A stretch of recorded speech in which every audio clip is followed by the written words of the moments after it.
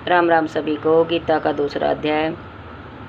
संजय बोले, जो धृतराष्ट्र को बता रहे संजय, उस प्रकार करुणा से व्याप्त और आंसुओं से पूर्ण तथा व्याकुल नेत्रों वाले शोकायुक्त उस अर्जुन के प्रति भगवान मधुसूदन ने यह वचन कहा। श्री भगवान बोले, हे अर्जुन, तुझे इस असमय यह मोह कैसे प्राप्त हुआ? क्योंकि न तो यह श्रेष्ठ पुरुषों द्वारा आश्रित है, न स्वर्ग को देने वाला और न कीर्ति को करने वाला है। इसलिए हे अर्जुन, नपुंसकता को मत प्राप्त हो। तुझ में यह उचित नहीं जान पड़ती। हे परतंप, हृदय की तुच्छ दुर्बलता को त्याग कर युद्ध के लिए खड़ा हो जा। अर्जुन बोले, हे मधुसूदन, मैं रणभूमि में किस प्रकार बाणों से भीष्म पितामह और द्रोणाचार्य के विरुद्ध लड़ूंगा? क्योंकि हे अरिसूदन, वे दोनों ही पूजनीय है, उनके दादा। इसलिए इन महानुभाव गुरुजनों को न मारकर मैं इस लोक में भिक्षा का अन्न भी खाना कल्याणकारक समझता हूँ।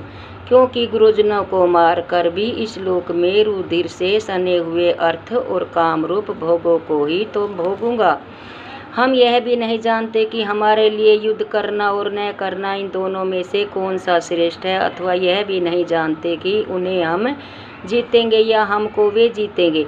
और जिनको मारकर हम जीना भी नहीं चाहते, वे ही हमारे आत्मीय धृतराष्ट्र के पुत्र हमारे मुकाबले में खड़े हैं। इसलिए कायरता रूप दोष से उपहत हुए स्वभाव वाले तथा धर्म के विषय में मोहचित हुआ मैं आपसे पूछता हूँ कि जो साधन निश्चित कल्याणकारक हो वह मेरे लिए कहिए। क्योंकि मैं आपका शिष्य हूँ, इसलिए आपके शरण आए हुए मुझको शिक्षा दीजिए। क्योंकि भूमि में निष्कंठ धन धान्य संपन्न राज्य को और देवताओं के स्वामी पने को प्राप्त होकर भी मैं उस उपाय को नहीं देखता हूँ जो मेरी इंद्रियों के सुखाने वाले शोक को दूर कर सके। संजय बोले, हे राजन, निद्रा को जीतने वाले अर्जुन, अंतर्यामी श्री कृष्ण महाराज के प्रति इस प्रकार कहकर फिर श्री गोविंद भगवान से युद्ध नहीं करूंगा यह स्पष्ट कहकर चुप हो गए। हे भरतवंशी धृतराष्ट्र, अंतर्यामी श्री कृष्ण महाराज दोनों सेनाओं के बीच में शोक करते हुए उस अर्जुन को हंसते हुए से यह वचन बोले। श्री भगवान बोले, हे अर्जुन, तू न शोक करने योग्य मनुष्य के लिए शोक करता है और पंडितों के से वचनों को कहता है, परंतु जिनके प्राण चले गए हैं उनके लिए और जिनके प्राण नहीं गए हैं उनके लिए भी पंडित जन शोक नहीं करते। न तो ऐसा ही है कि मैं किसी काल में नहीं था, तू नहीं था, अथवा ये राजा लोग नहीं थे, और न ऐसा ही है कि इससे आगे हम सब नहीं रहेंगे। जैसे जीव आत्मा की इस देह से बालकपन, जवानी और वृद्धावस्था होती है, वैसे ही अन्य शरीर की प्राप्ति होती है। उस विषय में धीर पुरुष मोहित नहीं होता। हे कुंती पुत्र, सर्दी गर्मी और सुख दुख को देने वाले इंद्रिय और विषयों के संयोग को उत्पत्ति विनाशशील और अनित्य है। इसलिए हे भारत, उनको तू सहन कर। क्योंकि हे पुरुष श्रेष्ठ, दुख सुख को समान समझने वाले जिस धीर पुरुष को ये इंद्रियां और विषयों के संयोग व्याकुल नहीं करते, वह मोक्ष के योग्य होता है। असत्य वस्तु की तो सत्ता नहीं है और सत्य का अभाव नहीं है। इस प्रकार इन दोनों का ही तत्वज्ञानी पुरुषों द्वारा देखा गई है। नाश रहित तो तू उसको जान जिससे यह संपूर्ण जगत दुर्श्य वर्ग प्राप्त है। इस अविनाशी का विनाश करने में कोई भी समर्थ नहीं है। इस नाश रहित अप्रेम नित्य स्वरूप जीवात्मा से ये सब शरीर नाशवान कहे गए हैं। इसलिए हे भरतवंशी अर्जुन, तू युद्ध कर। जो इस आत्मा को मारने वाला समझता है तथा जो इसको मरा मानता है, वे दोनों ही नहीं जानते। क्योंकि आत्मा वास्तव में न तो किसी को मारता है और न किसी के द्वारा मारा जाता है। यह आत्मा किसी काल में भी न तो जन्मता है न मरता है तथा यह न उत्पन्न होकर फिर होने वाला ही है। क्योंकि यह अजन्मा, नित्य, सनातन और पुरातन है। शरीर के मारे जाने पर भी यह नहीं मारा जाता। हे पृथापुत्र अर्जुन, जो पुरुष इस आत्मा को नाश रहित, नित्य, जन्मा और अव्यय जानता है, वह पुरुष कैसे किसको मरवाता है और कैसे किसको मारता है? जैसे मनुष्य पुराने वस्त्रों को त्याग कर दूसरे नए वस्त्रों को ग्रहण करता है, वैसे एक जीवात्मा पुराने शरीर को त्याग कर दूसरे नए शरीर को प्राप्त होता है। इस आत्मा को शस्त्र नहीं काट सकते, इसको आग नहीं जला सकती, इसको जल नहीं गला सकता और वायु नहीं सुखा सकती। क्योंकि यह आत्मा अछेद्य है। यह आत्मा अध्याय, अक्लेद्य और निसंदेह अशोध्य है तथा यह आत्मा नित्य, सर्वव्यापी, अचल, स्थिर रहने वाला और सनातन है।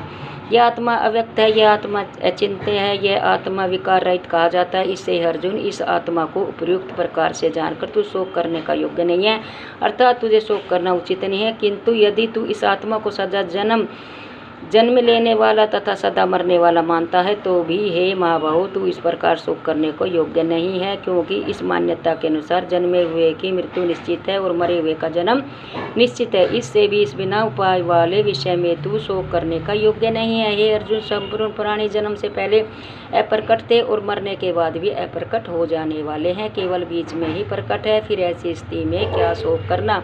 कोई एक महापुरुष ही इस आत्मा को आश्चर्य की भांति देखता, वैसे ही दूसरा कोई महापुरुष ही इसके तत्व का आश्चर्य की भांति वर्णन करता है, तथा दूसरा कोई अधिकारी पुरुष ही इसे आश्चर्य की भांति सुनता, और कोई तो सुनकर भी इसको नहीं जानता।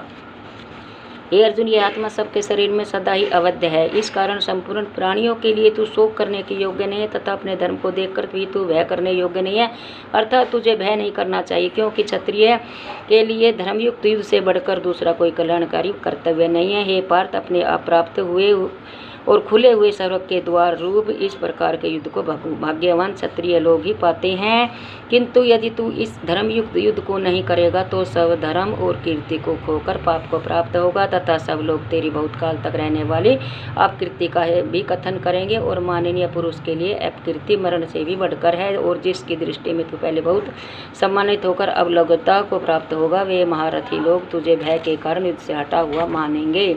तेरे वैरी लोग तेरे सामर्थ्य की निंदा करते हुए तुझे बहुत से न कहने योग्य वचन भी कहेंगे। इससे अधिक दुख और क्या होगा। या तो तू युद्ध में मारा जाकर स्वर्ग को प्राप्त होगा, अथवा संग्राम में जीतकर पृथ्वी का राज्य भोगेगा। इस कारण हे अर्जुन, तू युद्ध के लिए निश्चय करके खड़ा हो जा।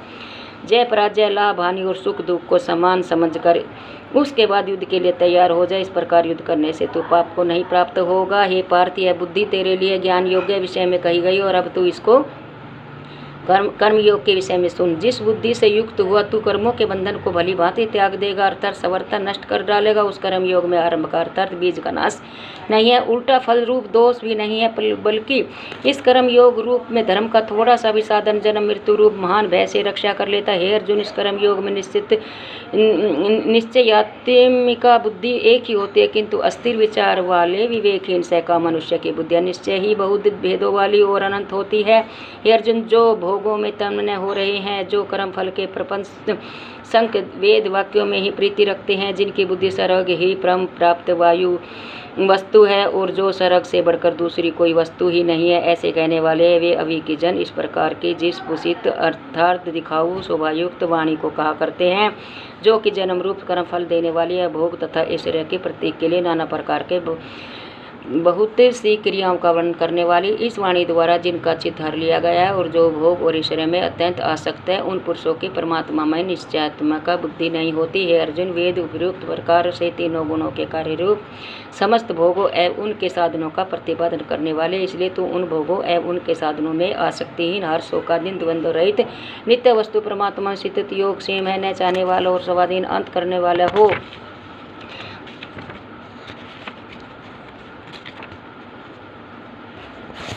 अंत करने वाला, सब ओर से परिपूर्ण जलाशय के प्राप्त हो जाने पर छोटे जलाशय का मनुष्य को जितना प्रयोजन रहता है, ब्रह्मत्व तत्व को जानने वाले ब्रह्मांड का समस्त वेदों में उतना ही प्रयोजन रह जाता है। तेरा कर्म करने में ही अधिकार है, इसमें फलों में कभी नहीं, इसलिए तू कर्मों के फल हेतु मत हो तथा तेरी कर्म न करने में आसक्ति न हो। हे धनजय, तू असक्ति को त्याग कर तथा सिद्धि और असिद्धि में समान बुद्धि वाला होकर योग में स्थित हुआ करते हुए कर्मों को कर। समतत्व ही योग कहलाता है। इस समतत्व बुद्धि योग से सकाम कर्म अत्यंत ही निरम श्रेणी का है, इसलिए तू धनजय, तू समबुद्धि में ही रक्षा का उपाय ढूंढ, अर्थात बुद्धि योग का ही आश्रय ग्रहण कर, क्योंकि फल के हेतु बनने वाले अत्यंत दीन है। समबुद्धि युक्त पुरुष पुण्य और पाप दोनों को इसी लोक में त्याग देता, अर्थात उससे मुक्त हो जाता है। इससे तू समतव रूप योग में लग जाइए। संतव रूप योग ही कर्मों की कुशलता अर्थात कर्म बंध से छुटने का उपाय है, क्योंकि समबुद्धि से युक्त ज्ञानीजन कर्मों के उत्पन्न होने वाले फल को त्याग कर जन्म रूप बंधन से मुक्त हो निराकार परम पद को प्राप्त हो जाते हैं। जिस काल में तेरी बुद्धि मोहरूप बदल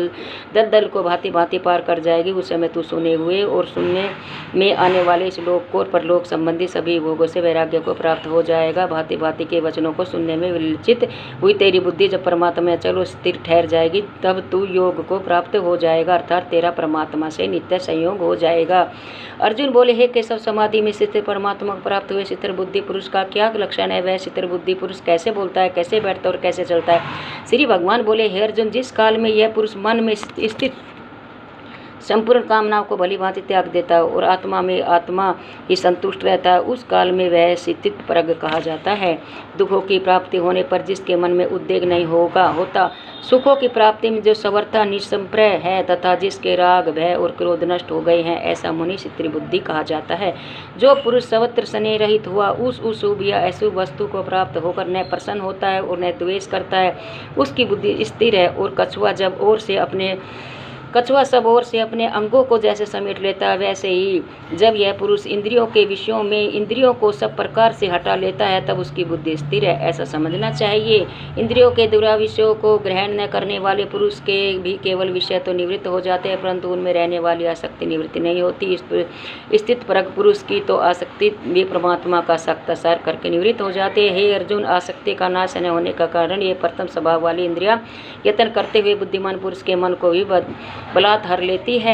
इसलिए साधक को चाहिए कि वह उन संपूर्ण इंद्रियों को वश में करके समान ही चित हुआ मेरे प्राण होकर ध्यान में बैठे, क्योंकि जिस पुरुष की इंद्रिया वश में होती है उसकी बुद्धि स्थिर हो जाती है। विषयों का चिंतन करने वाले पुरुष की उन विषय में आसक्ति हो जाती है, आसक्ति से उन विषयों की कामना उत्पन्न होती है और कामना में विघ्न पड़ने से क्रोध उत्पन्न होता है, क्रोध से अत्यंत मूढ़ वाला भाव उत्पन्न हो जाता है, मूढ़ भाव से स्मृति भ्रम हो जाता है, स्मृति में भ्रम हो जाने से बुद्धि अर्थात ज्ञान शक्ति का नाश हो जाता है और बुद्धि का नाश हो जाने से यह पुरुष अपनी स्थिति में गिर जाता है। परंतु अपने दिन किए हुए अंतःकरण वाला साधक अपने वश में की हुई राग द्वेष से रहित इंद्रियों द्वारा विषयों में विचरण करता हुआ अंतःकरण की प्रसन्नता को प्राप्त करता है। अंतःकरण की प्रसन्नता होने पर उसके संपूर्ण दुखों का भाव हो जाता है और सुप्रसन्नचित वाले कर्मयोगी बुद्धि शीघ्र ही सब ओर से हटकर एक परमात्मा ही भली भांति स्थिर हो जाती है।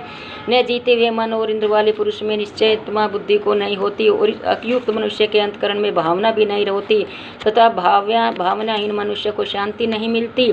और शांति रहित मनुष्य को सुख कैसे मिल सकता है? क्योंकि जैसे जल में चलने वाले नाव को वायु हर लेती है, वैसे विषयों में विचरते हुए इंद्रियों में से मन जिस इंद्रिय के साथ रहता है वह एक ही इंद्रिया उस अयुक्त पुरुष की बुद्धि को हर लेती है। इसलिए हे महाभाव, जिस पुरुष की इंद्रियों के विषयों में सब प्रकार निग्रह की हुई है, उसकी बुद्धि स्थिर है। संपूर्ण प्राणी के लिए जो रात्रि के समान है, उस नित्य ज्ञान स्वरूप परमात्मा प्राप्ति में स्थिर प्रज्ञ योगी जागता है। और जिस नाशवान सांसारिक सुख की प्राप्ति को सब लोग प्राणी जागते परमात्मा के तत्व को जानने वाले मुनि के लिए वह रात्रि के समान है। जैसे नाना नदियों के जल सब ओर से परिपूर्ण अचल प्रतिष्ठा वाले समुद्र में उसको विचलित न करते हुए समा जाते, वैसे ही सब भोग जिस स्थिति प्रज्ञ पुरुष में किस प्रकार का विकार उत्पन्न किए बिना ही समझ आता है, वही पुरुष परम शांति को प्राप्त करता है, भोगों को चाहने वालों को नहीं। जो पुरुष संपूर्ण कामना को त्याग कर ममता रहित, अहंकार रहित और सपरा रहित होकर विचरता है, वही शांति को प्राप्त होता है, अर्थात वह शांति को प्राप्त होता है। हे अर्जुन, यह ब्रह्मा को प्राप्त हुए पुरुष की स्थिति है। इसको प्राप्त होकर योगी कभी मोहित नहीं होता और अंत काल में भी वह ब्रह्मी स्थिति में स्थित होकर ब्रह्मानंद को प्राप्त होता है। इति द्वितीय अध्याय संपूर्णम। जय श्री कृष्ण।